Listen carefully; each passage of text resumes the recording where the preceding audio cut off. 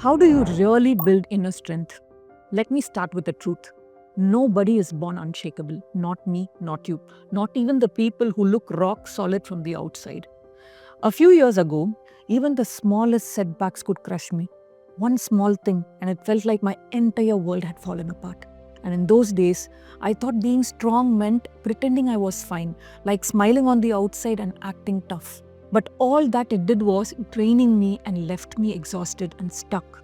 Only then I realized real strength isn't about pretending. It's about training your brain to stay steady, to respond with clarity, and to keep moving forward.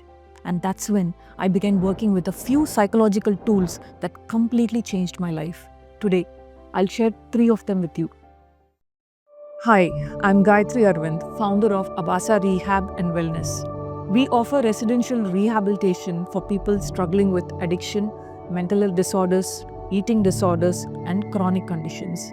Over the past 6 years, we have helped over thousands of people reclaim their lives through personalized care.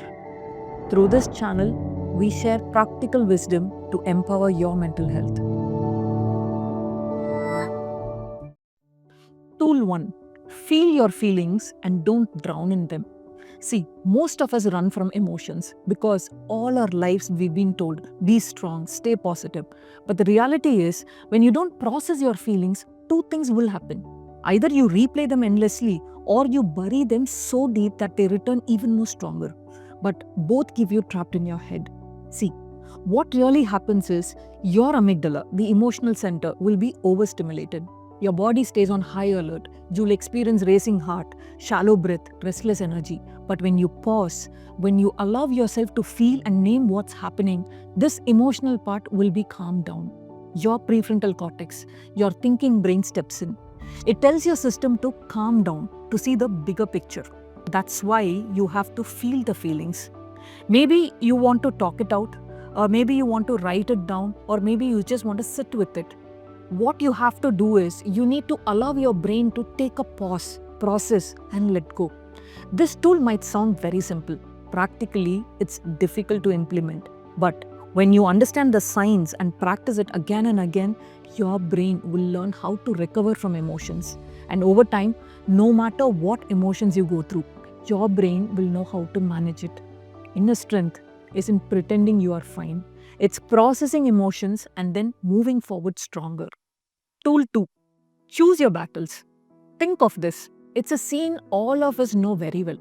You are stuck in a traffic, horns honking from every side, and you have a meeting. You are late, and that frustration slowly builds up inside you. Those 15 minutes of rage in the car don't end there, right? You reach the office already irritated, you snap at your colleagues, you lose your focus. All that mental energy is gone, wasted on something that was not in your control. So now tell me, is that really the price you want to pay for a traffic jam? Now, let's just try to flip the picture. Same traffic, same horns, but instead of fighting it, you tell yourself, yes, this is uncomfortable, but it is temporary and it is not in my hands. And the moment you accept it, your body calms down. You save your energy and you reach the office clear-headed and steady. This is what it means to choose your battles. Not every battle is worth fighting for. There are times when you should accept them and respond to the situation. When you do this, you are training your brain not to give in to the triggers. You are training your brain to pause and respond clearly. Inner strength grows when you decide carefully where your energy has to go. Tool 3. Know who you are. This is something most people miss. Your boss criticizes you in front of the whole team. Most people at that moment will feel panicked. They'll feel frustrated, and sometimes without realizing, they may say things that they didn't mean to. Later, when they sit and replay the whole scene in their head again, guilt creeps in. And slowly, this becomes a cycle. It keeps repeating. But some people respond very differently. They don't lash out on anger. They don't break down either. They take a step back, stay quiet in the moment, and respond later with calm. So, what makes them act this way? It's because they know who they are. When you're clear about your values, what you like, what you want, you automatically carry an inner boundary. You know what is okay for you and what is not okay for you. That clarity gives you stability. So even if your emotional brain is shouting inside your head, your logical brain will still remind you, this is who I am. This is how I choose to respond. The person who took a step back when the boss criticized, accepted the situation, and decided that I can talk about this to my boss privately because I am not the kind of person who yells in the crowd. That's what inner strength really is. It comes from the inside out. Inner strength is not putting on a mask to act tough, but knowing deep inside who you are and what matters to you.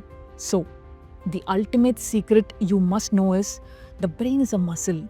You can train it, and slowly you build a mind that stays steady, even in the storm. That's what inner strength really is.